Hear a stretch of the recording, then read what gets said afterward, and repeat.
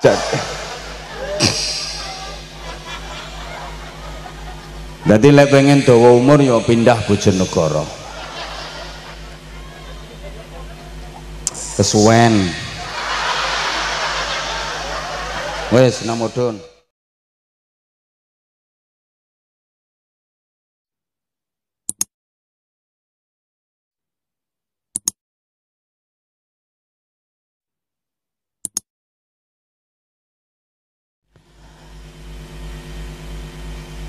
Pak Camat,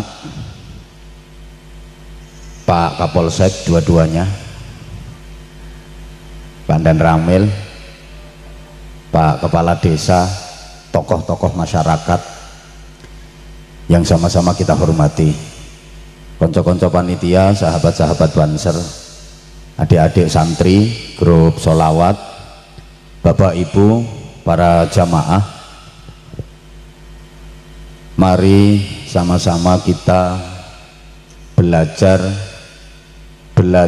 dan belajar terus untuk menjadi orang yang baik, karena orang baik itu dicintai Allah, dan memang tugas utama hidup di dunia adalah berusaha untuk menjadi orang yang baik. Allahumma sholli ala Muhammad. Kok nggak didengerin sih? Saya waktunya nggak lama, paling 30 menit. Maka manfaatkan waktu yang minim itu dengan khidmah, dengan khusyuk, konsentrasi, jangan sia-siakan. Nggak gampang loh bisa bertatap muka sama Anwar Zahid.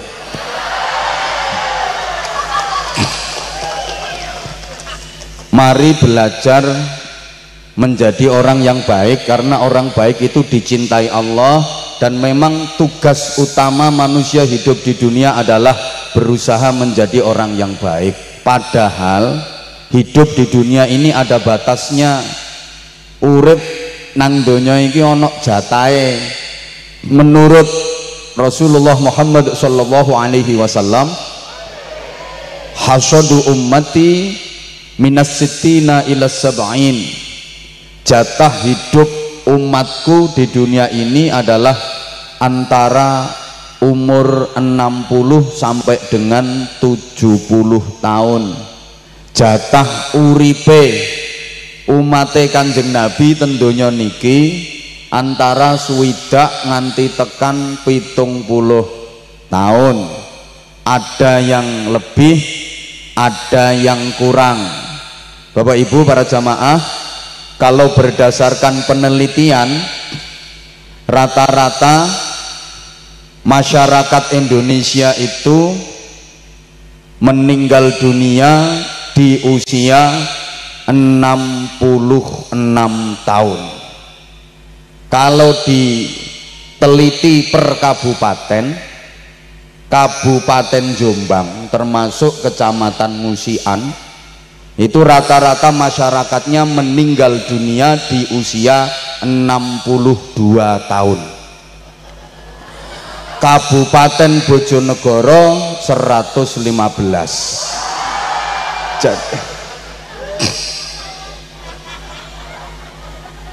Jadi lek pengen dawa umur ya pindah Bojonegoro. Kesuwen. Wes namudun. Nggih, sampun matur suwun. Nggih. Enggak nyawang aku, do nyawang wong loro iki kok. Diterusno mboten? Nah. Rasulullah saja hanya diberi jatah hidup oleh Allah Subhanahu wa taala berapa tahun? Mbok gak digatekno. Kanjeng Nabi mawon niku namung dipun paringi yuswa pinten kalih Gusti Allah? 63 tahun. Itu kalau berdasarkan tahun komariah. Lek dihitung ngangge tahun rembulan. Kalau dihitung pakai tahun srengenge Syamsiyah Masehi seperti lumrahnya masyarakat Indonesia, Rasulullah wafat itu kira-kira pada usia 61 tahun. Sebab antara tahun srengenge karo tahun rembulan itu setiap 1 tahun selisih 11 hari. Maka Bapak Ibu yang sudah mendekati usia-usia segitu, tolong siap-siap. Ya pokok kisaran antara 60 sampai dengan kisaran antara 60 sampai dengan 70 tahun. Ada yang kurang, ada yang lebih. Saya dulu pernah menggambarkan jatah hidup manusia itu seperti perjalanan buah kelapa yang jatuhnya tidak bersamaan. Ada yang masih berbentuk bunga namanya manggar, sudah berguguran. Ono sing gede titik dadi bluluk ceblok, ono gedean maneh dadi cengkir rontok, ono gedean maneh dadi degan gogrok, ono gedean maneh metu santene diogrok-ogrok. Tapi ono 1-2 kelapa tua coklat kisut kunting kecepit bongkok.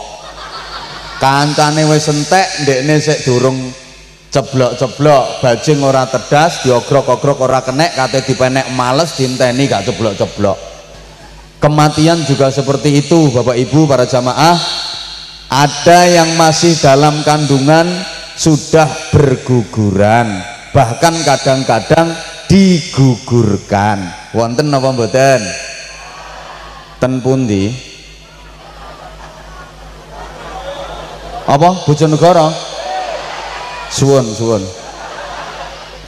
Ya karena mungkin kandungan itu kandungan hasil pemilu, perkawinan hamil dahulu.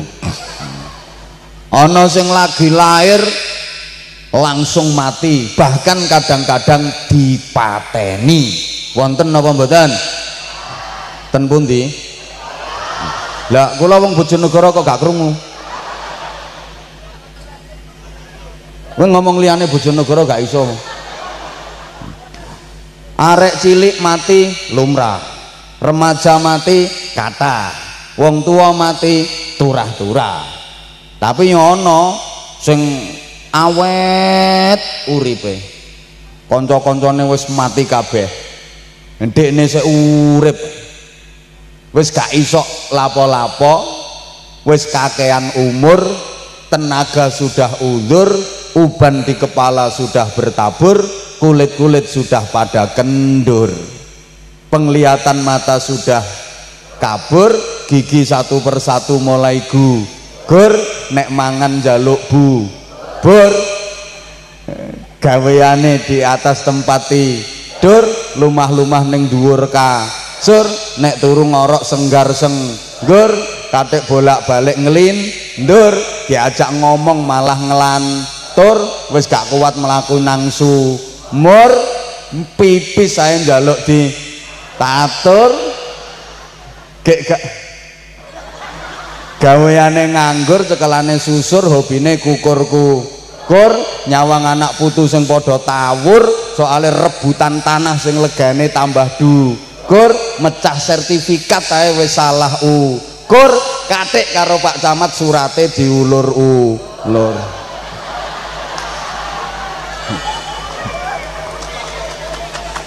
Lho lek wis ngono iku cita-cita terdekat apa? Pindah ke alam kubur, nyusul Gus Dur. Lah wong Jombang kate melu sapa lek gak melu Gus Dur? Cuma sekali lagi rata-rata umur 60 sampai dengan 70 tahun. Ada sih memang yang dikasih bonus umur agak panjang. Halo, kira-kira saiki sampean umpomo dikei umur sampai 95 tahun, purun napa mboten? Ikhlas napa mboten? Nah, sampean ikhlas, sing ngramut stres.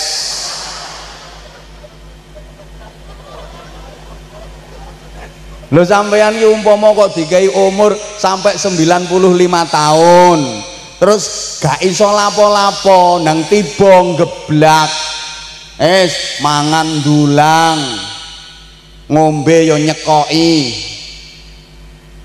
pipis yo nonggon ngono kuwi iki iso antar mantu sampean gegeran. Kira-kira nek kondisimu kaya ngono ku mantumu sing ngrumat sampean iki dongane ya apa?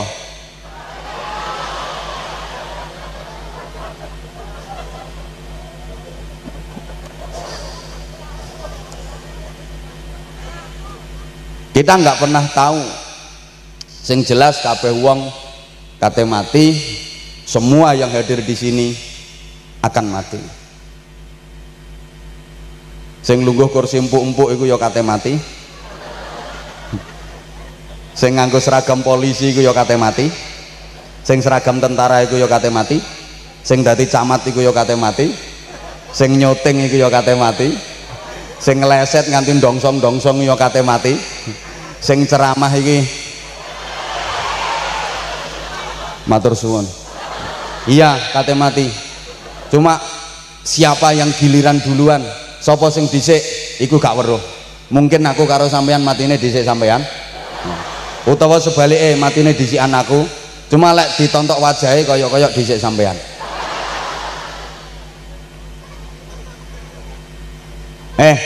Walaupun kabeh wong iku kate mati, tapi ki ana resep sik gak mati-mati.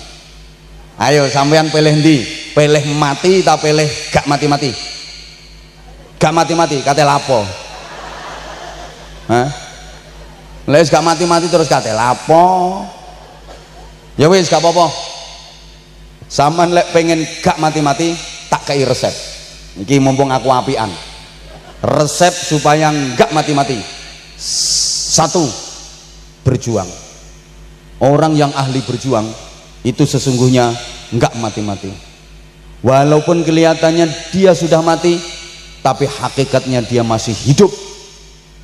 Kayak orang masih hidup, beramal, berjuang karena dia terus dapat pahala. Contoh Presiden pertama Republik Indonesia, putra sang fajar, sang proklamator, Bung Karno. Nah, Bung Karno niku wis mati, wis suwe nek mati wis winginane kok. Loh, tapi koyo-koyo isih urip. Buktine sampai sekarang masih dibahas perjuangannya. Sampai saiki lho saya dibahas perjuangannya. Jadi wis mati tapi saya dibahas. Nah, nek wong Tanjung kene kan isih urip tapi gak ono sing bahas. Dadi ono ya wong iku wis mati tapi kebagusane isih dibahas wong gak wirang-wirang. Ono wong iku isih urip tapi gak ono sing kudu mbahas babar pisan. Bung Karno ahli berjuang. Ahli berjuang. Makanya sampai saiki lho perjuangannya diteruskan oleh generasi bangsa. Koyo-koyo beliau isih urip berjuang beramal sehingga terus dapat kiriman pahala.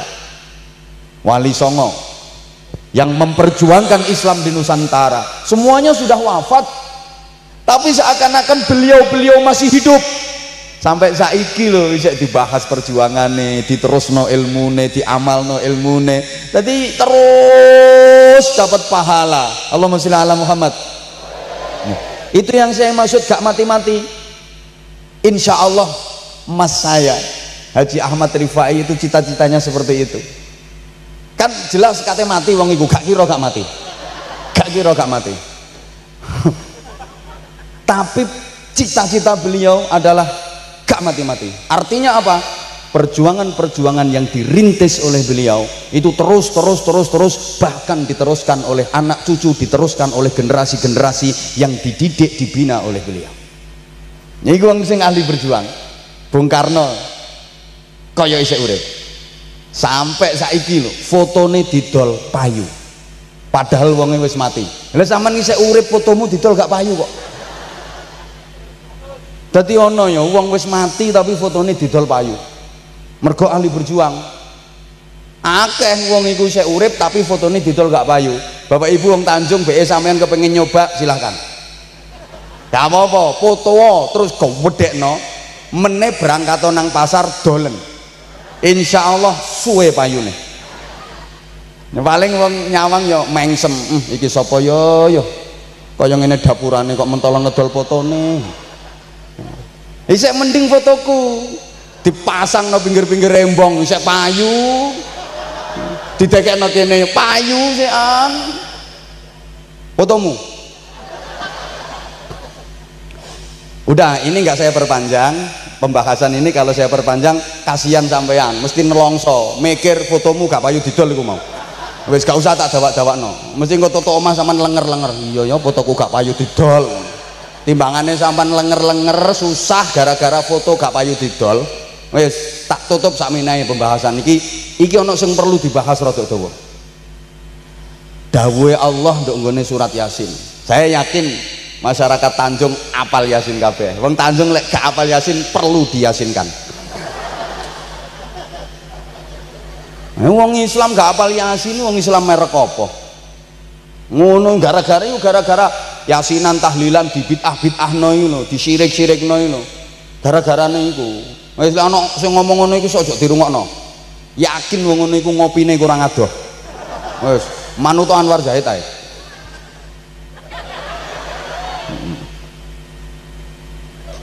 Ayatnya a'udzubillahi minasyaitonirrajim. Inna nahnu nuhyil mauta wa naktubu ma qaddamu wa atharahum wa kulla syai'in ahsaynahu fi imamin mubin. Sesungguhnya kami Allah yang menghidupkan kembali orang-orang yang sudah mati untuk kami hargai prestasinya dan prasastinya. Gusti Allah dat sing nguripne wong-wong sing wis mati perlu dibales amal-amale. Gak cuma amale tok, tinggalan-tinggalan perjuangane. Contoh sederhana, misalnya di desa ini belum ada pondok pesantren, terus sampean ikut berkiprah berpartisipasi mendirikan pondok pesantren. Mbuh dadi pendiri, mbuh dadi pengasuh, mbuh dadi kiyaine, mbuh dadi penguruse, mbuh dadi gurune, atau seksi penggali dana atau penggali tanah. Ya padha wae kok yang melu berkiprah kok. Sing penting gak penggali kubur nah. Terus sampean mati, pondok pesantren itu masih hidup, pondok pesantren itu masih jalan. Sampean terus dapat kiriman pahala. Soalnya pesantren itu tinggalan sampean, perjuangan sampean. Paham? Paham? Misale nang desa kene gorong ana majelis taklim. Terus sampean ngedekno majelis taklim. Akhirnya sampean mati. Majelis taklim niku isih urip isih jalan. Sampean terus oleh kiriman ganjaran. Soalnya majelis taklim iku tinggalan perjuangan sampean. Nang lingkungan kene misale gorong ana jamaah tahlil. Terus sampean ngedekno jamaah tahlil, mbok dadi ketua, mbok dadi anggota, padha pentinge. Sampean mati, jamaah tahlil isih urip, sampean terus oleh kiriman ganjaran. Soalnya iku tinggalan sampean. Dek lingkungan kene misale gorong ana jamaah istighosah, sampean ngedekno jamaah istighosah. Sampean mati, jamaah istighosah kok isih urip mlaku, sampean terus oleh kiriman ganjaran. Mergo iku tinggalan sampean. Bapak-bapak, nduk lingkungan kene misale gorong ana jamaah remi, terus sampean ngedekno jamaah remi, mbuh dadi ketua, mbuh sekretaris, mbuh seksi perlengkapan, bagian gelarno kloso, gak melu main, mari ngono melungker turu, iku seksi perlengkapan. Sampean mati, jamaah remi kok isih urip, jalan, sampean nang kuburan ya dikucut ambek malaikat, dikeplek-keplekno malaikat. Soale iku tinggalan perjuangan sampean, itu dadi jariah sampean. Makanya bapak, sampean lek kepengin remi pak, nek iso ojo. Iku melanggar undang-undang agama juga melanggar undang-undang negara. Iki aku bantu tugasnya Pak Kapolsek.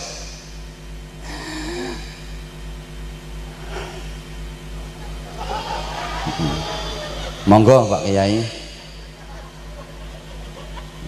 Iku Pak Kiai Hatta, tapi mboten gandengane Bung Karno. Iku Hatta Qadir. Nek sing proklamator kae Bung Hatta. Nek kuwi dudu Bung Hatta. niku Hatta Qadir dudu gandengane Bung Karno. Pun nang lenggah sing sekeca tekan ndi mau? Oh Remi, Remi. Mbah Kas Remi kok Yai Hatta teko. Paling mantan. Ngene. Lah ya wis tobat. Wis tobat. Pun ngeten. Hoi. Bapak-bapak misalnya zaman kok kepingin Remi, nek iso aja Bapak. Iku melanggar undang-undang agama, melanggar undang-undang negara. Lah nek gak kena diempet, gak apa-apa, sampean remio gak apa-apa, gawe tombo pengin. Cuma syaratnya situ ojo ajak-ajak uang. Jajak uang. Syaratnya cuma satu, jangan ngajak orang. Yo remio dhewe. Nanti kucut-kucut dhewe, toton dhewe, udon-udonono dhewe, nek mari rayu-rayu ono dhewe. Tombo pengen kok. Ibu-ibu, taman lek kepengin rasan-rasan, Bu. Nek iso aja, iku dosa gede. Tapi lek gak kuat ngempet, nggih monggo sampean rasan-rasan gak apa-apa. Oleh, syaratnya situ aja ngajak wong. Weh nang mlebu kamar, ngedepo kaca, weh nang ngrasani sak katokmu. Wong gawe tombo pengen. Lah iki mumpung eling, Bu.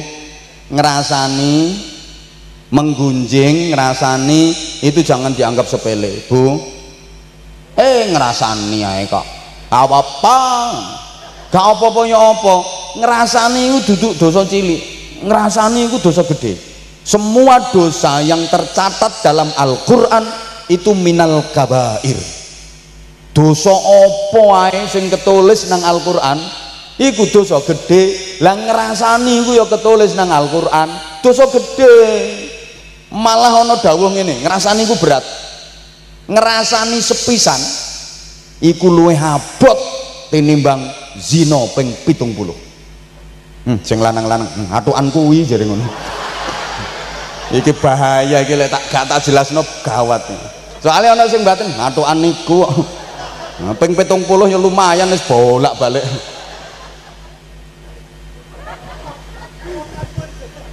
Lek dosae ya gede zina, dosae tetep gede zina, ambek ngrasani. Cuma ngrasani iku tobaté wangel. Wong zina ya dosa gede wong zina, tapi taubatan nasuha, temenanan diterima Allah, selesai urusan beres. Urusan selesai beres.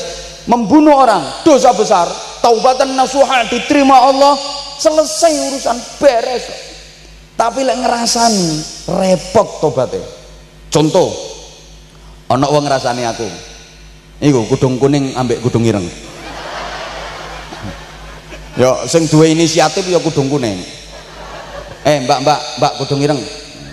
Mbak kudung ireng. Anwar Zahid iku lho tiba ngene. Masa iya. Aku ngene iki lek gak weruh dhewe ya gak kira ngomong. Temenan aku ngene iki weruh dhewe. Akhire kudung kuning iki getun. Lapo aku kok ngerasani tobat yang Allah. Astagfirullahaladzim, astagfirullahaladzim, stop.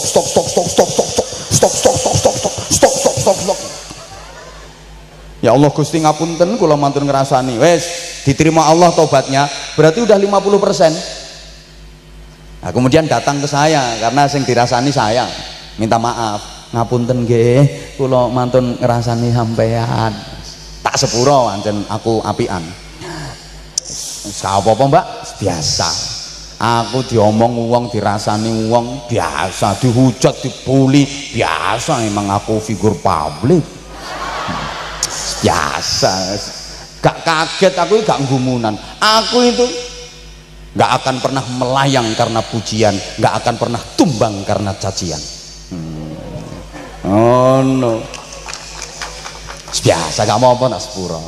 Nah, akhirnya 100% berarti taubat ke Allah sudah, minta maaf sing dirasani sudah, berarti udah 100%. Apakah urusan selesai? Beres? Belum. Lah kok belum? Udah minta maaf ke Allah dengan taubat, udah minta maaf ke yang dirasani dengan cara minta maaf tadi, kok belum beres? Belum. Kerudung ireng sing dijak ngerasani iso mandek tagak. Loh, Ya lek kudung ireng iso ngrasani mandeg.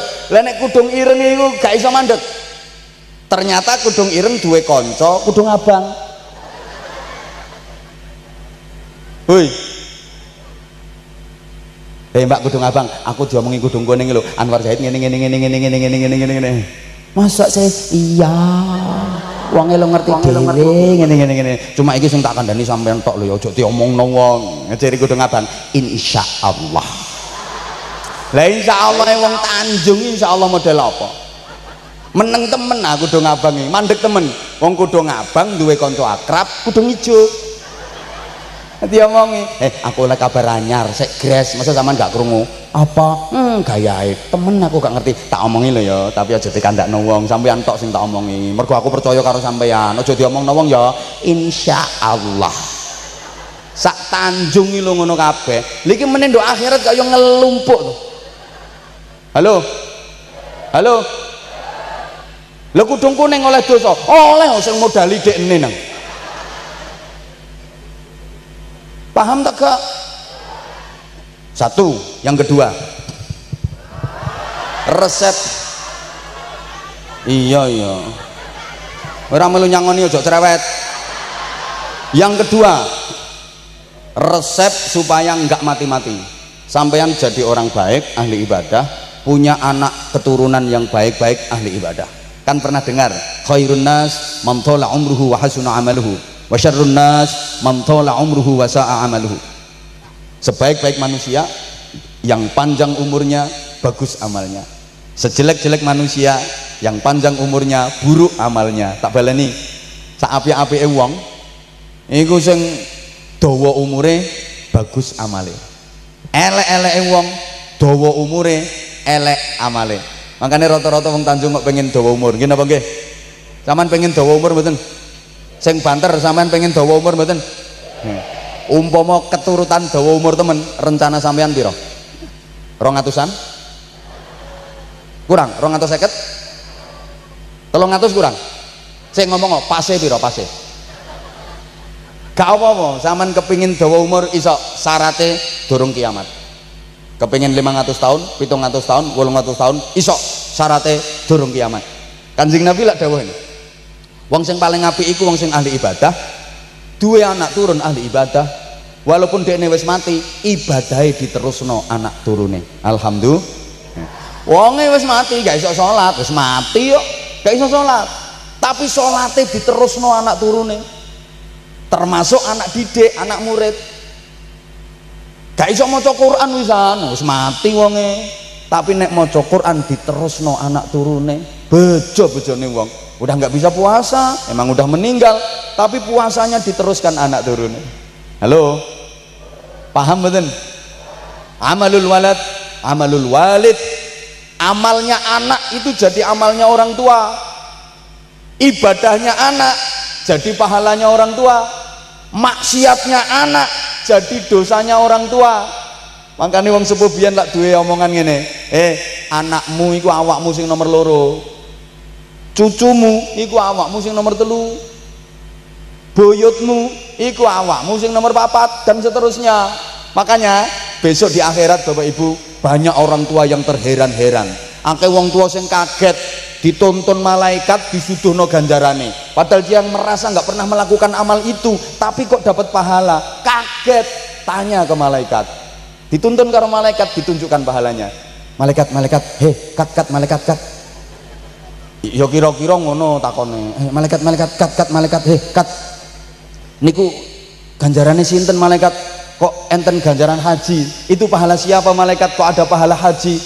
Ganjaran sampeyan yuk. Lah, kula mboten nate haji kok oleh ganjaran haji. Iya anjen sampeyan belum haji, tapi anak sampeyan haji. Hajine anak sampeyan, sampeyan selaku wong tua ya oleh ganjarane haji. Alhamdulillah, duwe anak lek apik. Takon meneh dituntun, malaikat kat malaikat kat.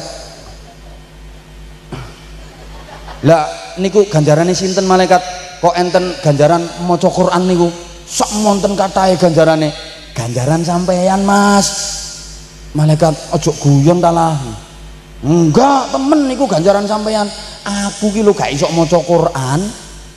Apalku mek kul huwa elek tok iki.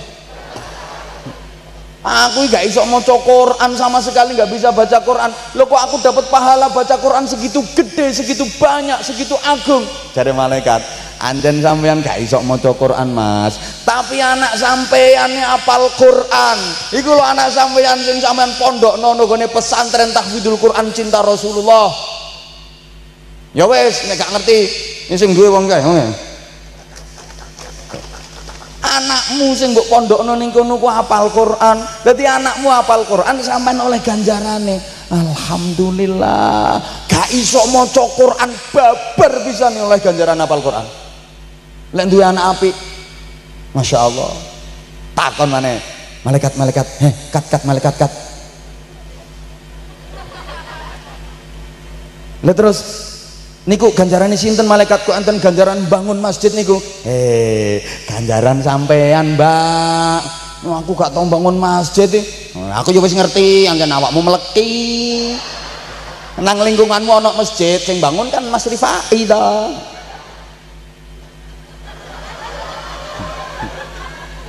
Lah nggih kula mboten nate bangun masjid kok angsal ganjaran bangun masjid. Anakmu iku lho sing nduk nggone Sumatera apa sing nduk nggone Kalimantan dadi donatur pembangunan masjid terbesar. Sampeyan oleh ganjarane. Makanya subhanallah. Mas saya Haji Ahmad Rifai ini membangun masjid musola di mana-mana dihadiahkan untuk kedua orang tuanya. Subhanallah. Padahal tanpa diniati untuk dihadiahkan itu sudah otomatis nyampe kepada kedua orang tua. Tapi ini paling tidak kan ada prestasi dan prasasti. Ma qaddamu wa atharahu. Sama gak kepengen nyontoh? Epret. Ngono kesempatan nih gak gelem ngono kok. Dituntun maneh ambek malaikat. Malaikat kat. Aku kok bingung sih kat malaikat. Itu pahalanya siapa itu malaikat? Kok ada pahala tahajud begitu agung, begitu indah? Pahala sampean Mas, ganjaran sampean. Malaikat, aku lu gak tahu tahajud. Aku kalau malam yo bangun, tapi yo nguyuh tok. Jare malaikat, yo ngono iku kelakuanmu. Wong buku catatan amalmu kapan bengi tulisannya yo piece of the cur. Lek wedok yo piece of the jazz. Ya gak ono tahajudnya blas. Lo kok dapat pahala tahajud dari mana? Emang sampean gak pernah tahajud, tapi anak sampean solih, ahli qiyamul lail, anakmu ahli tahajud, makanya sama oleh kiriman ganjaran tahajud terus. Subhanallah, senengin dua anak api. Itu kan maksud saya gak mati-mati ngono iku lho Bu. Walaupun sampean sudah mati, anak sampean, cucu sampean, cicit sampean seterusnya ahli ibadah. Itu padha karo sampean ngelakoni ibadah walaupun sampean wis mati. Paham? Saweneng lek anak-anak apik. Malaikat, kat malaikat kat. Lah terus dosa-dosa saya mana malaikat? Ya karena sadar, ingat semua. Waktu di dunia nakal, lah dosa-dosa saya mana malaikat? Dosa-dosa kula pundi? Jare malaikat, dosamu wis entek. Lah kok saged entek? Anak-anakmu rajin istighfar memohonkan ampun atas dosa-dosamu. Masya Allah, ana wong nang kentekan dosa, Pak. Ya seneng iso ketemu kancane iso cerita. Kak, aku saiki wis kentekan kok. Kentekan dosa. Lah kok iso entek? Ya arek-arek iku sing ngresiki. Masya Allah, lek anake apik. Tapi lek anake nakal, yo kemeng. Malaikat, kat malaikat. Lah niku dosane sinten malaikat? Kok enten dosa nyolong PT? Dosamu Kang. Demi Allah aku gak tahu nyolong PT. Iya anjane sampean gak tahu nyolong PT, tapi anakmu dadi garangan. Ngentekno PT sak Tanjung iki anakmu. Ya Allah. Lah sing nyolong PT anak kula mosok kula oleh dosane. Ya iya, wong awakmu gak iso ndidik anak. Ngono ku kula ya disiksa. Ya iya. Lah lewara malaikat ya diempet. Makanya dua anak nakal loro, punya anak nakal ini podo karo ingon-ingon musuh. Dua anak nakal ini podo karo ngingoni musuh. Makanya anakmu didik sing apik. Mau mikir wonge. Lah nek terus anakmu penggaweane mendem ae ngono iku.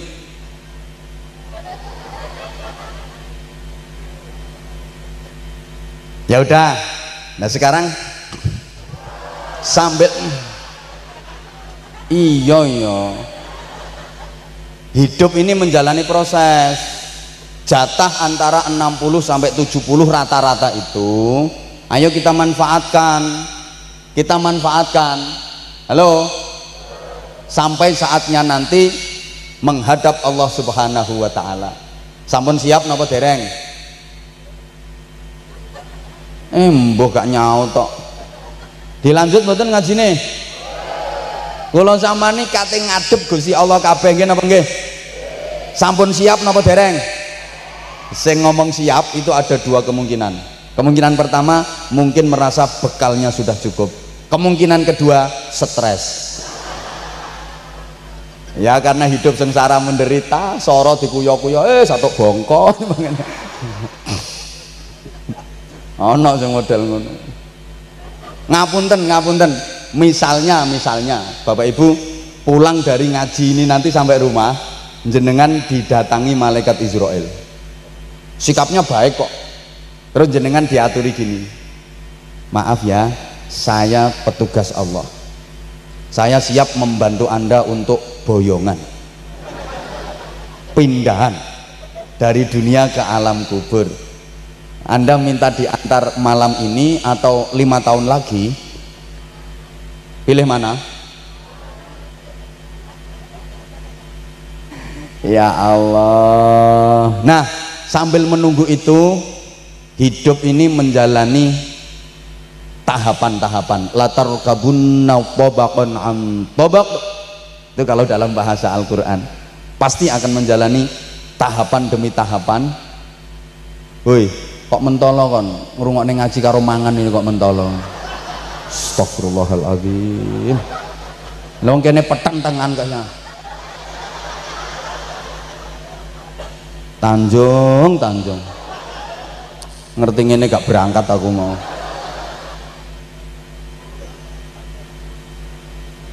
Lah dalam menjalani tahapan ini ane ikhtiar sebaik-baiknya agar cita-cita utama kehidupan kita dikabulkan Allah Subhanahu wa Ta'ala.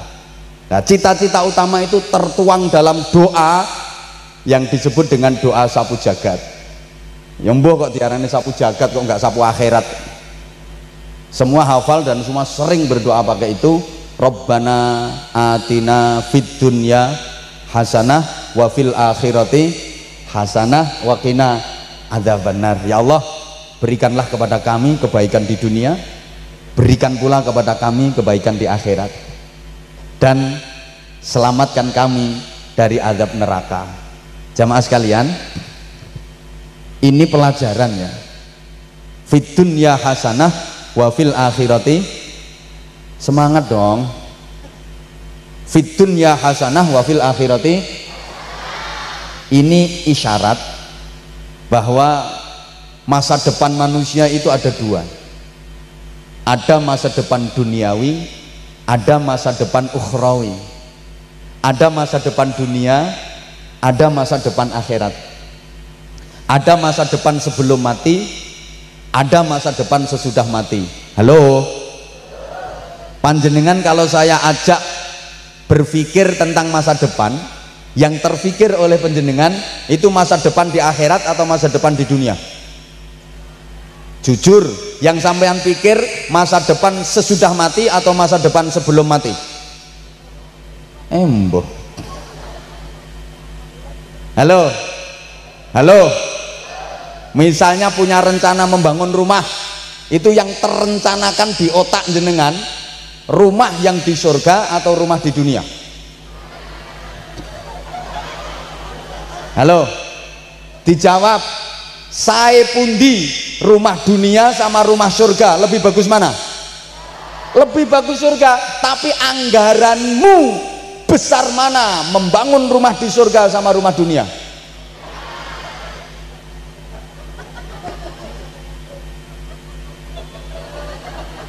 Ya Allah. Woi, paham betul? Orang itu rata-rata lebih fokus ke fid dunya hasanahnya, tapi lupa wa fil akhirati hasanah. Bal tu'thirunal hayatat dunya. Padahal wal akhiratu khairu wa abqa. Bal tu'thirunal hayatad dunya. Rata-rata manusia lebih memilih kehidupan dunia, lebih memilih kenikmatan dunia. Padahal kehidupan akhirat, nikmat akhirat jauh lebih baik dan jauh lebih kekal, lebih abadi. Ibu jujur, lebih bangga mana? Punya menantu jadi pegawai sama punya menantu santri? Jujur, bangga mana? Duwe mantu pegawai karo duwe mantu santri?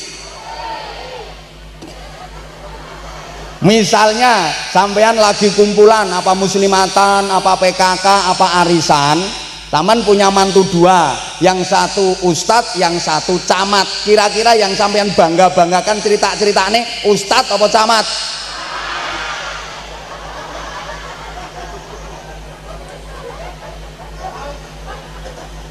Mergo priyayi to.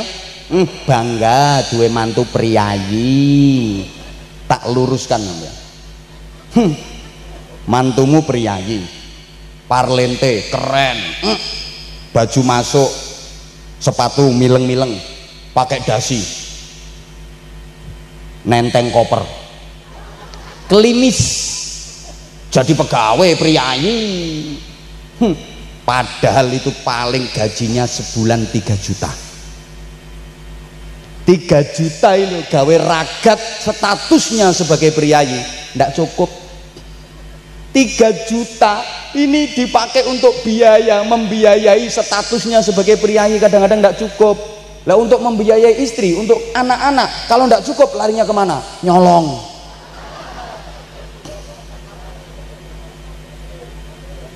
Loh, ini kesalahan bangsa Indonesia, kesalahan masyarakat Indonesia. Rata-rata punya cita-cita dan keinginan anaknya jadi pegawai. Tak hitung no sampean. Lek cuma pegawai. Sijine ustad, ngapunten ustad itu gelem soro, dodolan bakso, dodolan sego goreng, jualan mie ayam. Ya penampilannya sih pancene rondok kelombrot, tapi penghasilannya bersih sehari taruhlah 300.000, 10 hari 3 juta, sebulan 9 juta. Apa maneh ustadze kaya ngene iki?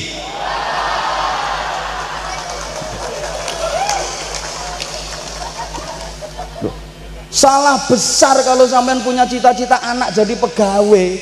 Salah besar, sekali lagi salah besar. Zaman udah kayak gini kok. Ya sorry, ini tak sampaikan di mana-mana. Ya biar kalau lagi perekrutan CPNS itu nggak terlalu berjuta-juta pesertanya, peminatnya. Loh, kalau dihitung betul itu kadang direwangi suap sini suap sana, suap sini suap sana agar keterima, itu nyuap segini, itu padahal gajinya sama tunjangannya nggak ada apa-apanya. Camat itu bayarannya piro?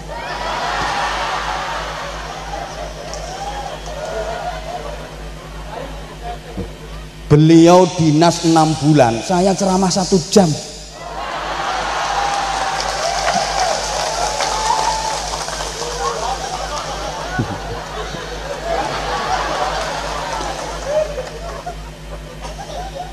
Loh, ayo berpikir logis, berpikir realistis loh saya ini.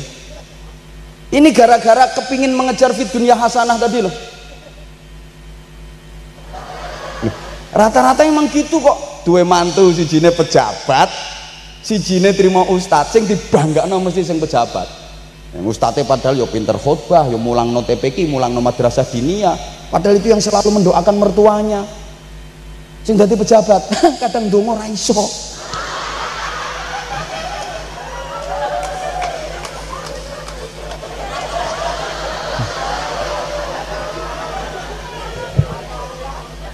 Lo lupa wal akhiratu khairu wa abqa, itu sering dilupakan. Ini sayang waktunya wis mepet iki ya.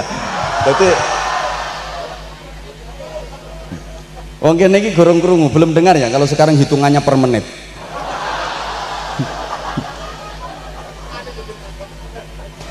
Nah, sekarang gini. Tahapan-tahapan kehidupan. Fid dunya hasanah, rata-rata duniamu sudah merasa enak apa belum? Sudah sejahtera apa belum? Iki mergo sampean oon. Orang Islam itu harus kaya, secara ekonomi harus kaya. Orang Islam itu secara ekonomi harus kuat, harus kaya. Maka cari dalam Al-Quran atau hadis, kalau sampai ada perintah menerima zakat, menerima sedekah, tidak ada. Yang ada adalah perintah mengeluarkan zakat, membayar sedekah. Itu artinya apa? Orang Islam harus kaya, gak dikongkon nompo, dikongkon ngekei. Nah, potonganmu lah seneng nompo toh. Mental kere kowe iki. Mangkel nyoben salahe ngundang aku kok. Tidak ada dalam Islam perintah menerima zakat, menerima sedekah, itu tidak ada. Yang ada perintah untuk mengeluarkan. Lah bisa mengeluarkan itu karenanya punya nisab, bisa mengeluarkan itu karena kaya. Ini wong Islam dikongkon soge, wong Islam kere, goblok. Nah nanti yang bangun masjid siapa? Masa kita minta bantuan ke pemeluk agama lain? Gengsi, gimana harga diri kita? Yang nyantuni anak-anak yatimnya umat Islam siapa kalau orang Islamnya kere-kere? Krungu ora aku pengenmu iki. Mangkel aku ini. Loh, karena saya apa? Saya baru mampu sekitar 1000-an anak. Kalau cita-cita sih ya pengen lebih banyak lagi. Hari ini baru mampu 1000-an, sekitar 1000-an. Kepinginnya ya sampai beribu-ribu sampai nanti saya mati.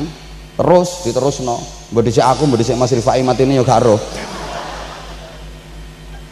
Loh, kami berdua itu sebenarnya punya keinginan yang sama, sevisi, sehati, makanya cowok. Loh, gue tak antemin bisa nek gak ngandel gue. Lah aku lek gak cocok wis metal ke biyen ya ngapain? Wong Indonesia yo akeh kok. Gitu loh. Halo. Loh, saya itu yang kepengen merekrut saya ya banyak. Siapa sih yang nggak tahu Anwar Zaid? Ngapunten. Oke. Nah sekarang wafil akhiratinya. Oke, di dunia itu sudah saya kasih motivasi ya, walaupun bahasa saya mohon maaf, bahasa ngelokno, bahasa ngenyek, tapi jangan dimaknai itu sebagai ngelokno dan ngenyek. Atimu loro tak omongin ngono. Minggato. Ojo dirungokno nek atimu loro. Udah tahu gayanya Anwar Zaid kalau ngaji kayak gini kok, termasuk Pak Camat misalnya tersinggung dengan kata-kata saya, silakan pergi dari tempat ini saat ini juga. 2 Kapolsek tersinggung, go out. Misalnya ya kayak gini bahasa saya, izin komandan. Ini bolo kabeh soalnya, saya kayak gini. Macam-macam tak mutasi sampai aku. Dekne gak bisa mutasi aku, tapi aku bisa mutasi dekne. Personaliane boloku kabeh kok. Sampai tekan pusat kono. Ya, asisten Kapolri sing bagian SDM kanca plek ambek aku kok. Niku tak pindah iki camat apa kok camat Kapolsek Musian pindah Atambua hari ini. 2 hari lagi TR turun ngalih Atambua. Mau coba? Nggak, ini kan tak kudo. Insya Allah sebentar lagi melatih 1 di pundak. Tapi syaratnya nambahi sangu bro.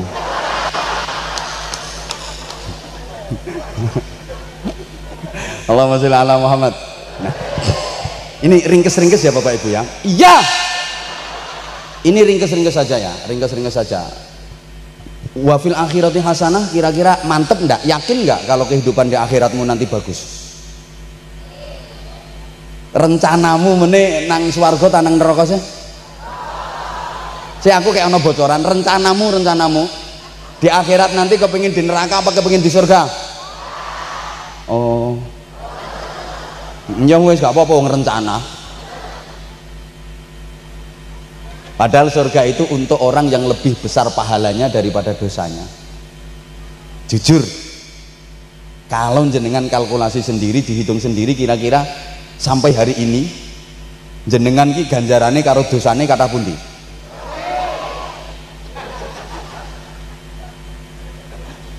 Lah nek akeh dosane timbang ganjarane, besok di akhirat kira-kira di surga apa neraka? Lah terus rencana ning swarga sida apa ora?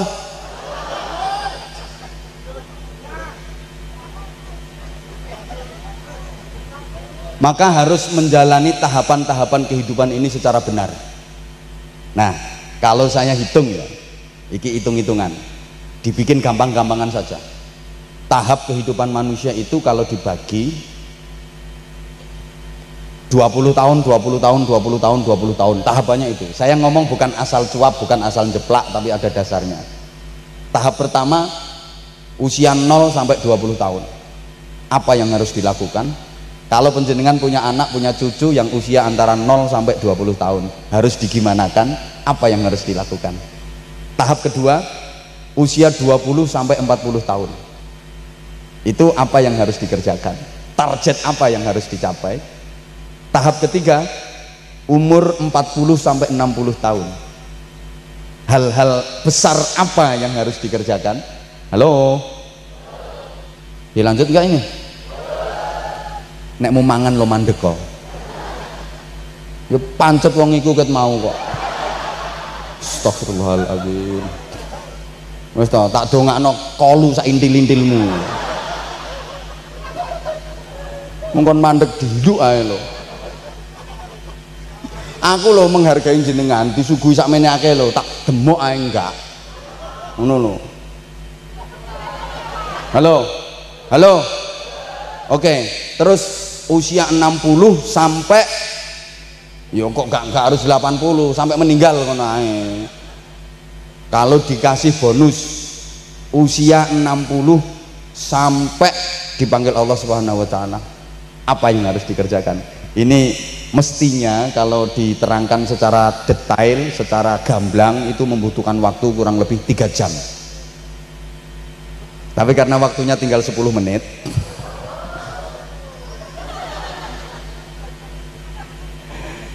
maka ya ringkes-ringkes saja. Pertama, usia 0 sampai 20. Ini rata-rata udah lewat kan? Nah, berarti untuk anak-anak kita, cucu-cucu yang di batas usia 0 sampai 20 tahun. Ibu, kalau punya anak usia segitu, kira-kira targetnya apa, Bu? Dipakani wareg, disandangi rapet, diturok ning nggon sing anget supaya anak sehat, giat, kuat, semangat, lemu, diangkat berat. Emang itu penting, membangun fisik itu penting. Dipakani wareg, disandangi rapet, diturok ning nggon anget supaya anak itu bisa sehat, kuat, giat, semangat, lemu, diangkat berat. Semangat posyandu itu memang penting. Kok semangat posyandu? Ya kan ada lagunya. Nyaut ya. Aku anak sehat tubuhku. Nah, baleni. Aku anak tubuhku karena ibuku rajin dan semasa aku bayi selalu diberi ASI, makanan bergizi dan imuni. Terus berat badanku iku anakan wedhus.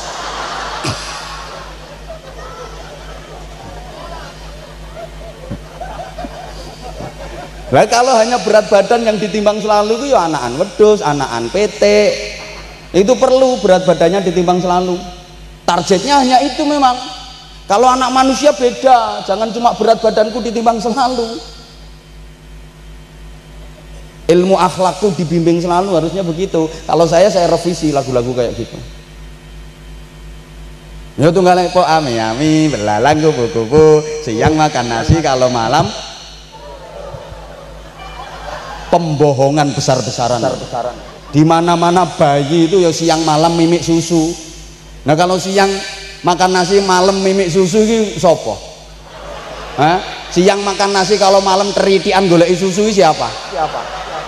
Ya anak masih kecil kok diajari bohong.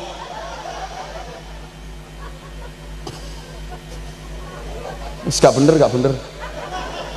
Makanya kok berat badanku ditimbang selalu. Maaf, anak manusia itu beda sama anak binatang. anak kambing rungokno to kan kate nanti le yang ini ki peranakane wong Tanjung gambaran denger woi anak menungso iku beda karo anak kewan.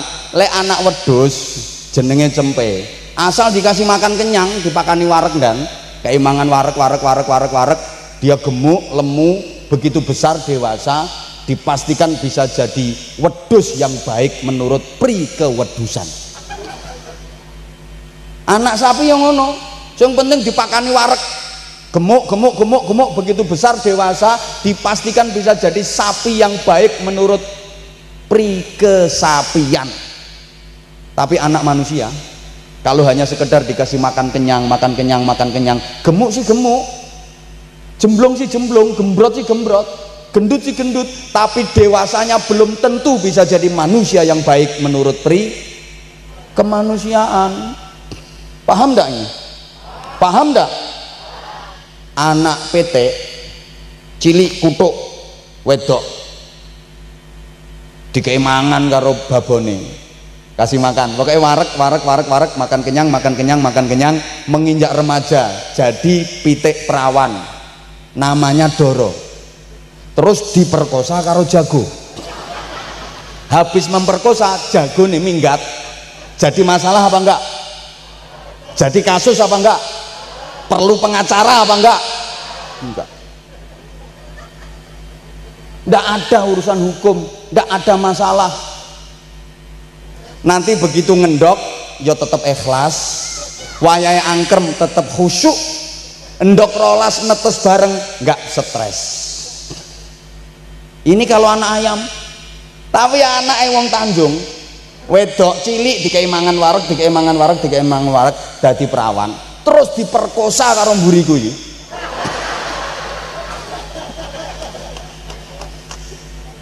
Kasus napa mboten? Jadi masalah napa mboten? Itu bedanya. Halo. Nah.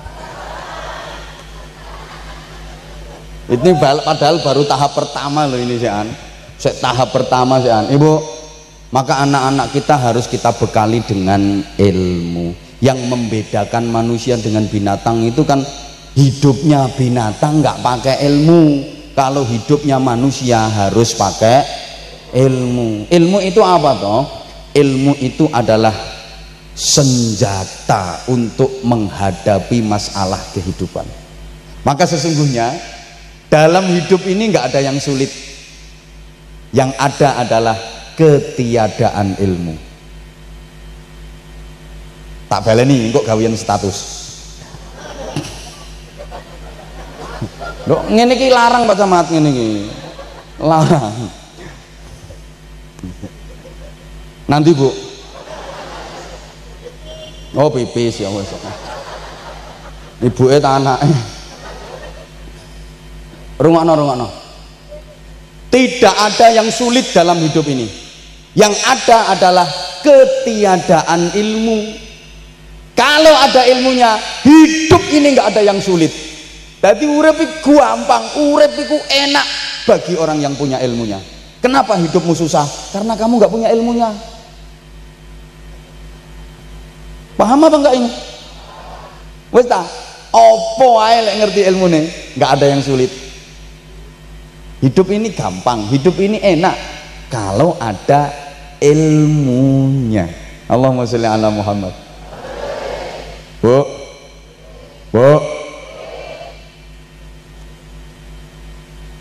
Sampeyan kalau nggak punya ilmunya didik anak, punya anak beling, punya anak nakal, sama napakno anak. Anak dituturi gak kena megelno utek, megelno ati ngono iku lho. Megelno guru ngentekno spidol kaya anakmu. Sama napakno. Nah, mesti ditekuk-tekuk, ditotok-totok, dicepitno lawang barang ngono iku. Hei. Kenapa kok seperti itu? Ya karena nggak punya ilmunya mendidik anak. Ada kesalahan masyarakat kita, di samping tadi udah sempat saya singgung sebagian, target kepingin punya anak jadi pegawai macam-macam kayak gitu. Rata-rata orang tua merasa bangga dan merasa berhasil ketika anaknya ber-IQ tinggi, disekolahkan di sekolah favorit, terus di sekolahan dia dapat peringkat. Itu dianggap sudah berhasil dan anaknya akan jadi orang yang sukses. Halo, mbuh ki paham tagak ya wong Tanjung Tajak ngomong ini. Hoi. Makanya tadi saya bareng sama Mas waktu tadi ada pembukaan festival, bukan pembukaan sih, mulai lomba festival Qur'ani. Tadi saya sampaikan perlu dibekali dengan 3 ilmu, ada ilmu agami, ada ilmu profesi, ada ilmu kreasi, supaya anak takwa, cerdas, terampil, dan seterusnya dan seterusnya. Kata balik ini meneh, kapan-kapan nih yang tak ceritanya.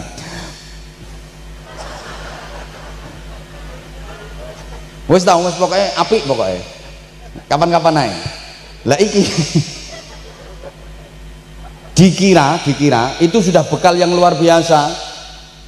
Saya kalau boleh mengkritik sekarang agak prihatin, yang dijadikan Menteri Pendidikan Nasional sekarang ini kok anak muda, lahirnya saja di Singapura, pendidikan mulai TK sampai tingkat SMA di Singapura, kuliahnya di Amerika, lulusan Amerika, dia pulang ke Indonesia sukses berusaha, sukses jadi pengusaha. Halo, dijadikan Menteri Pendidikan Nasional. Jangan-jangan nanti pendidikan ini dibawa hanya ke arah kerja keras dan kerja keras, tapi untuk urusan pembangunan mental spiritualnya dan sebagainya dikesampingkan. Ini saya agak gimana. Terus nasionalisme patriotismenya di mana? Wong lahirnya saja di Singapura, TK sampai SMA di Singapura, pendidikan kuliahnya di Amerika, pulang jadi pengusaha. Woi, ini kita harus membentengi diri anak-anak kita, Bu. Ya, kalau saya urusannya di pendidikan agami, ya saya tekankan pendidikan agami dong. Woi, dirungok nih. Padahal ya, rata-rata orang tua kan seneng loh kalau anaknya IQ-nya tinggi, sekolahnya di sekolah yang favorit, terus di kelasnya dia dapat peringkat bagus. Menurut penelitian, dari 100 faktor penunjang kesuksesan hidup seseorang, intelijensi IQ yang tinggi itu menempati urutan ke-21. Halo, sekolah favorit menempati urutan ke-23, peringkat 1 di kelasnya malah menempati peringkat ke-34. Peringkat pertama apa? Faktor penunjang kesuksesan seseorang berdasarkan penelitian. Peringkat pertama adalah kejujuran, kedua kedisiplinan, ketiga dukungan keluarga. Telu tok iki tak terangno. Soalnya nek 100 aku ya gak apal. Loh, pertama kejujuran. Ini yang malah kalau di negara kita dianggap tidak berarti sama sekali. Malah wong Jawa ki duwe prinsip sing aku gak seneng blas. Wong jujur mesti ajur kok tambahan. Woi, ya Allah gak dirungokno kok. Padahal kejujuran ini menempati peringkat pertama kesuksesan seseorang. Jujur nomor 1. Lah sekarang masyarakat kita udah banyak yang nggak jujur. Di sekolahan pun itu sudah dipraktekkan ketidakjujuran. Banyak sekolah-sekolah yang hanya ingin mengangkat statusnya, mengangkat levelnya, mengangkat gengsinya, agar anak didiknya, murid-muridnya, siswa-siswinya itu dapat nilai-nilai yang bagus. Akhirnya guru-guru yang ada di situ dituntut harus pinter ngaji, ngatur biji.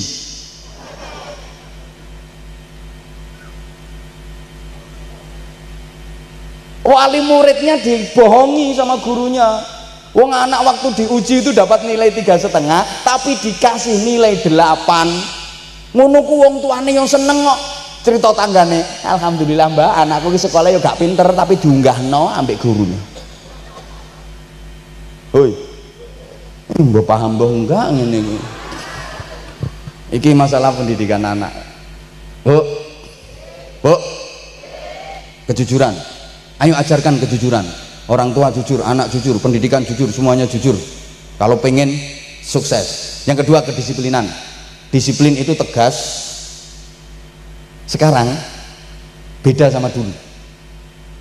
Dulu kedisiplinan itu luar biasa, kejujuran dan kedisiplinan. Saya tanya, sampeyan biyen sek cilik sekolah, ning sekolahan nakal, beling kan ketara to, rai-raine ketara. Misalnya waktu kecil sampean dulu di sekolahan kok nakal, kok beling, terus sama gurunya dihukum, dijewer, disebet nggawa penggaris, kadang ditutuk nganggo suding niku, nangis, mulih, lapor wong tua. Kira-kira orang tua dulu itu belani anak tak belani guru? Belani anak tak belani guru? Belani guru. Neng sekolahan kok nakal, dihukum sama gurunya, diinjer, dipukul pakai penggaris, nangis, pulang ke rumah, kondo bapak aku ditutuk pak guru, dijukukno tutuk sing luwih gede. Ayo kene tak imboi. Ayo balik nang sekolahan ora? Balik nang sekolahan tak gak? Ayo balik nang sekolahan. Diseret sama bapaknya, diantar ke sekolahan. Sampai sekolahan bapaknya nemui gurunya. Terima kasih Pak Guru, matur suwun anak saya sampean didik. Sekarang anak nakal neng sekolahan, karena mohon maaf ya, sekarang banyak anak-anak yang terlahir dari orang tua yang sesungguhnya belum siap menjadi orang tua. Sebenarnya dia belum siap mendidik anak, tapi wis do kendel mana. Loh iya toh, di sekolahan dibimbing sama gurunya, dididik sama gurunya, anak nakal, guru bersikap benar agar anak berilmu dan berakhlak. Orang tuanya bukannya membela guru, apalagi terima kasih, malah bela anak. Ayo, anak pulang ke rumah nangis, bapak aku dijewer karo guru. Kira-kira bapaknya bela guru apa bela anak? Ambil celurit, datang ke sekolah, di guru nih, macam-macam karo anakku. Aku yang bapaknya orang tahu demek anak kok, dekne wani-wani jewer anakku. Niki bapak cap opo kok gak tahu demek anak? Ini namanya bapak koplak ya, itu namanya. Oh, dia suruh didik anaknya sendiri gak entos loh. Dia didik anaknya sendiri kan gak bisa. Dididik sama guru kayak gitu aja dia marah-marah. Malah sekarang dilaporkan pelanggaran HAM macam-macam, izin. Sekarang bisa jadi kapolsek. Kayak gitu. Itu karena dulu pendidikannya seperti disiplin yang pertama tadi. Betul komandan? Ngaku deh. Loh iya. Emang pendidikannya seperti itu. Rungokno Bu. Iki serius iki. Aku kudu ngamuk-ngamuk iki. Ya Allah, saiki malah kadang-kadang dilaporno pelanggaran HAM. Tidak boleh ada kekerasan di dunia pendidikan, nggak boleh ada kekerasan dalam keluarga, kekerasan terhadap perempuan, kekerasan terhadap anak. Ini salah istilah. Kekerasan itu harus, yang tidak boleh itu kekejaman. Ini salah istilah kok. Yang tidak boleh itu kejam. Kalau keras menurut saya harus keras dalam artian disiplin dan tegas. Nah, kalau tidak keras, wong wedok-wedok gak iso meteng bro.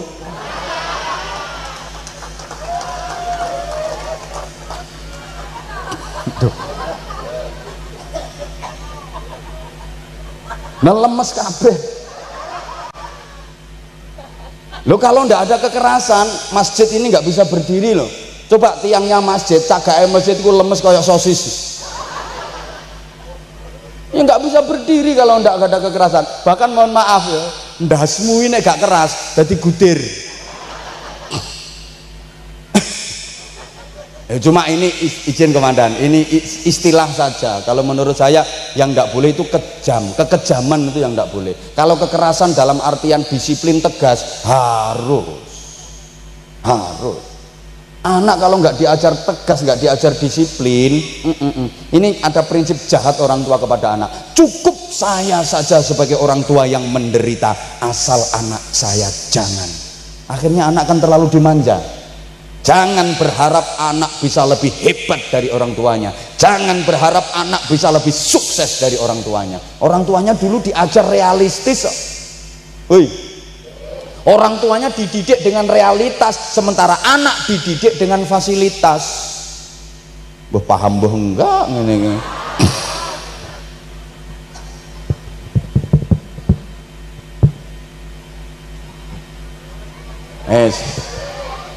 Mah isin aku. Nah aku bar nyeneni wong mangan kok. Aku apa gue sampai Pak Camat yang kudu mangane diempet. Pak Kapolsek bareng asline yo pengen ket mau. Saking aneh sing nang ngarepe kok pas gedang. Izin komandan. Ngapunten gini. Sekarang yang kedua saja, udah tahap kedua. Yang penting tahap 0 sampai 20 itu usia pendidikan kan Bu asline. Pengen anakmu pinter, sekolah no. Aku krungu-krungu wong pinter-pinter ki rata-rata kok tahu sekolah. Lek kepengin anakmu pinter ngaji, pondokno. Sak ngerti ku kiai-kiai alim iki rata-rata tahu pondok ning pesantren. Lek pengen anakmu apik, ya cetak sing apik, kumpulno karo wong apik. Minimal gak kaya ibuke.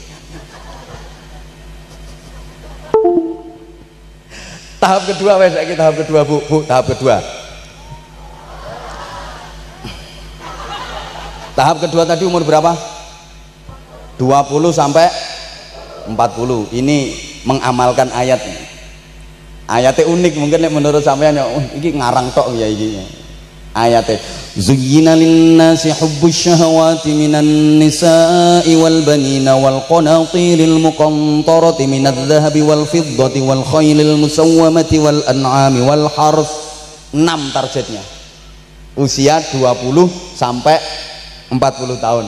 Pertama, hubbus syahawati minan nisa, ini lambang dari nikah. Kalau punya anak udah umur 20 tahun ke atas, kuliahnya udah selesai, ngajinya udah selesai, nang dinikahno. Apa maneh anak wedok.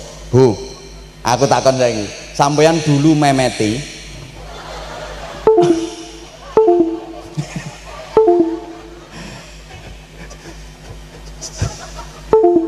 dulu sampeyan ngebet kepingin rabi niku di usia berapa? Kok gatel men? Ya kisaran usia 20-an itu loh Bu ya. Kalau 15 ya belum lah. Belum, pemerintah sekarang 19 kok Yondan ya. Pak Camat nggih, dulu 17 sekarang naik 19 nggih. 20 tahapannya, di atas 20 Bu, di atas 20. Hati-hati. Jangan-jangan anakmu pamitnya berangkat kuliah, tapi nanti ketemu apalagi kalau sudah memeti. Era kayak gini kok, kecuali kalau anakmu punya karakter dan kepribadian seperti Nabi Yusuf, bukan seperti Zulaikha. Ceritane dawa, tak ringkes. Ketika keduanya di dalam kamar, walaqad hammat bihi wa hamma biha. Sungguh Zulaikha terpesona kepada Yusuf, Yusuf pun terpesona kepada Zulaikha. Tir padha irenge, ibarat arus listrik tegangan tinggi. Wilek dinyunyukno ya apa? Hah? Tapi beda. Yusuf mengikuti hati, Zulaikha mengikuti nafsu. Yusuf mengikuti tuntunan, Zulaikha nuruti tuntutan. Akhirnya Yusuf lari ke arah pintu, Zulaikha mengejar menarik baju sampai bajunya Yusuf robek bagian belakang karena ditarik Zulaikha yang kukunya panjang-panjang. Dan itu jadi saksi di pengadilan bahwa Nabi Yusuf nggak bersalah karena yang robek baju belakang. Berarti dia lari, dikejar, ditarik. Nah, kalau robek yang depan kan berarti nguyak.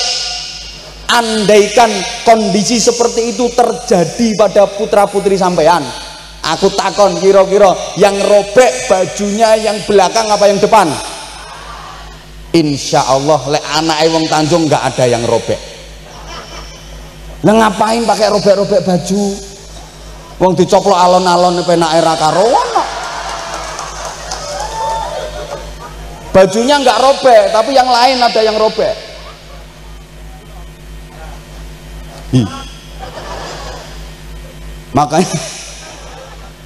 Makanya kalau sudah nanti meneh salah ngomong putu yang ngono kuwi. Kayak nomake ngono lho. Ya siku akibatnya ngomong putu yang ngono iku akibatnya. Nggih mau lah ngetutno putu ae. Halo. Dilanjut mboten? Ini target nanti kalau udah usia 60 ke atas. 60 ke atas itu enggak boleh ada alasan. Enggak boleh. Kenapa kamu enggak baca Quran? Kenapa kamu enggak sholat? Kalau udah 60 ke atas enggak boleh ada alasan. Kalau masih di bawah ini masih boleh ada alasan. Ada alasan. Kenapa?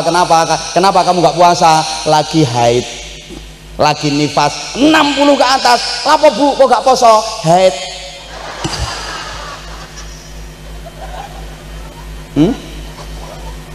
Kenapa nggak sholat? Haeta. Ya kalau masih usia 40 lah, 40-an itu kenapa? Ya karena repot sama anak, ngeramut anak, didik anak macam-macam, karena hamil macam-macam. 60 ke atas direpotin cucu, nggak diterima alasan seperti itu. Maka bodoh besar kalau ada mbah. Kenapa nggak sedekah? Nggo nyangoni putu, goblok. Oh putu urusane bapaknya karo ibuke kok lapo sampean mundak tuwek, mundak keploro. Diterusno apa ora iki? Loro gak apa-apa ya. Aku nek ngaji loro lho Bu, ngapunten. Terus iya, jadi targetnya 6. Yang pertama tadi apa? Nikah. Setelah nikah wal banin, punya anak. Nek iso duwe anakku sing akeh. Lho iya kok pesene Kanjeng Nabi tanakahu tanasalu fa inni mukatsirun bikumul umama yaumil qiyamah. Punya anak yang banyak, aku bangga lek umatku akeh. Karena dipesen Kanjeng Nabi nek rabi kan golek wong wedok sing walud iki manaan. Sampai ada hadis itu kalau didengar gimana gitu, wong wedok rupane elek wireng tapi manaan iku luwih apik timbang wong wedok rupane wayu bodine sip tapi ora manaan. Berbahagialah sing manaan. Lo targetnya itu tuh kalau udah nikah wal banin, punya dididik sing apik anake. Yang ketiga apa? Wal qanatiril muqantarati minadz dzahabi wal fiddah, kekayaan yang banyak dalam bentuk emas dan perak. Allahumma sholli ala Muhammad. Ini target setelah nikah, punya anak, orang mek loro tok ngene iki anake. Bojone ngetutno. Apa nambah soalnya? Apa nambah anak? Ya wes gak apa-apa, langsung praktek.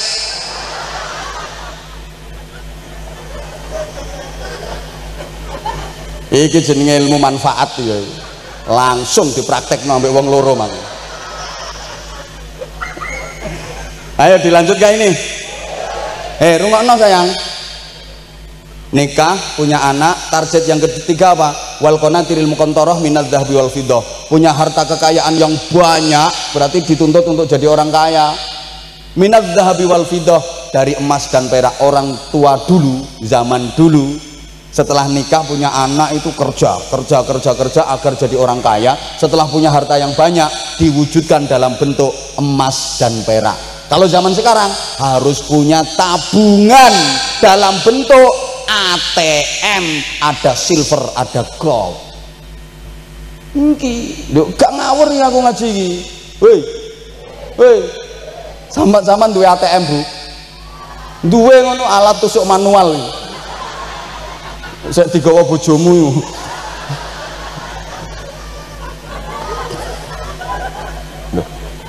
Wal qanatiril muqantarah minadz dzahabi wal fiddah, emas dan perak. Kalau sekarang ya itu ada ATM alat tusuk manual, tinggal ditusukin ke mesin, dul keluar duit.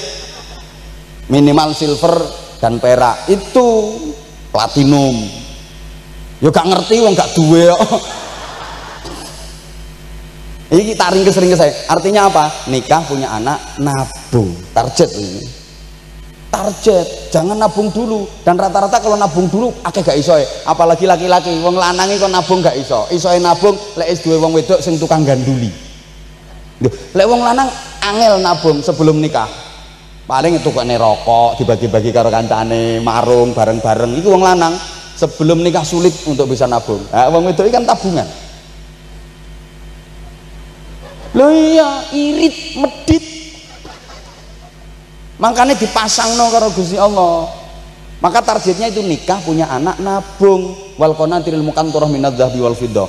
Berarti usia 20 sampai 40 ini punya target itu. Sehingga nanti usia 40 ke atas wis enak. Rasulullah usia 40 ke atas sudah mapan, sehingga beliau kholwah ke Gua Hira.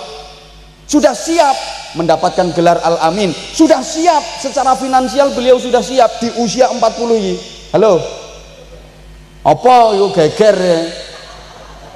Eneng kodok kok bingung. Mangkane lek begagal aja ombo-ombo. Mangkel aku. Loh tenan toh, munggah tenan.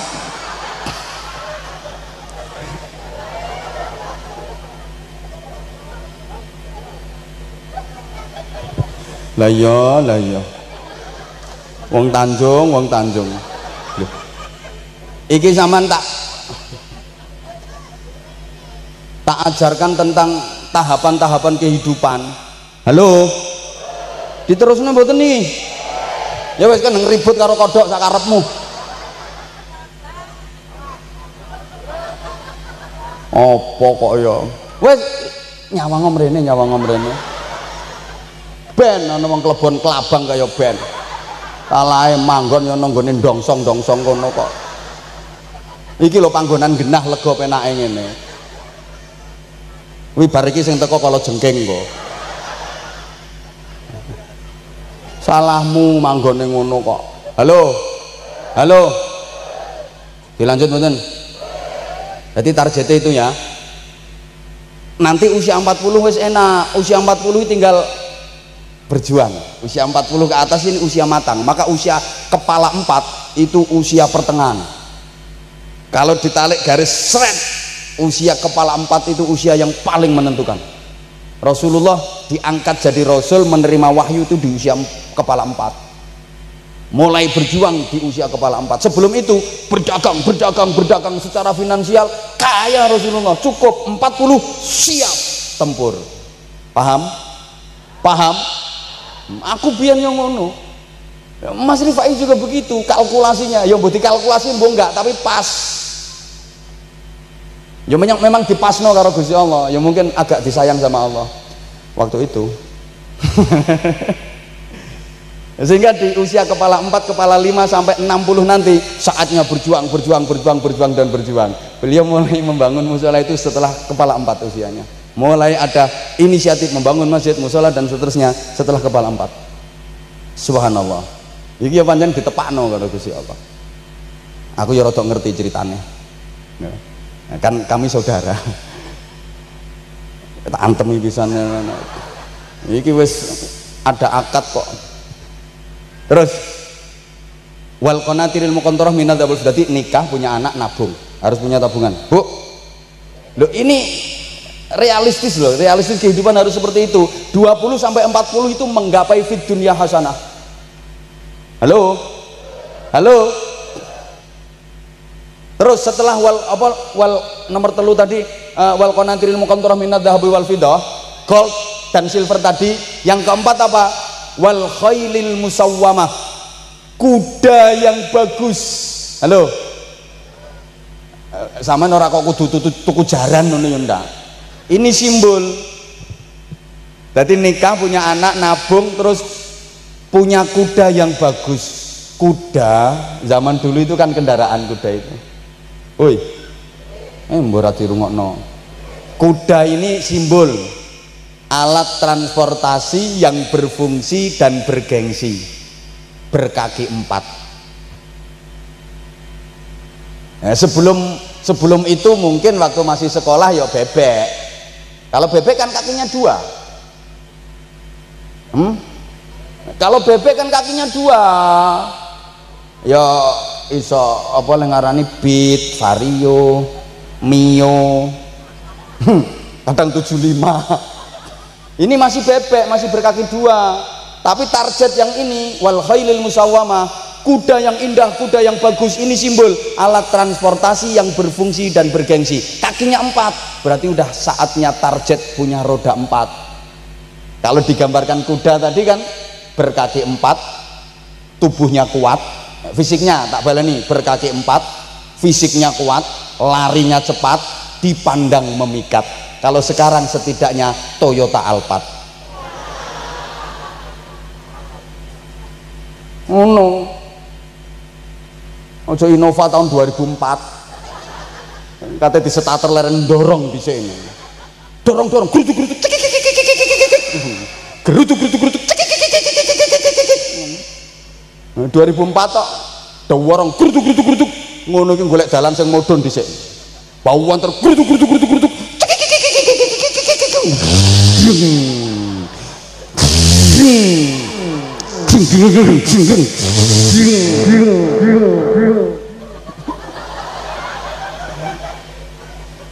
Ini wal khailil musawwamah.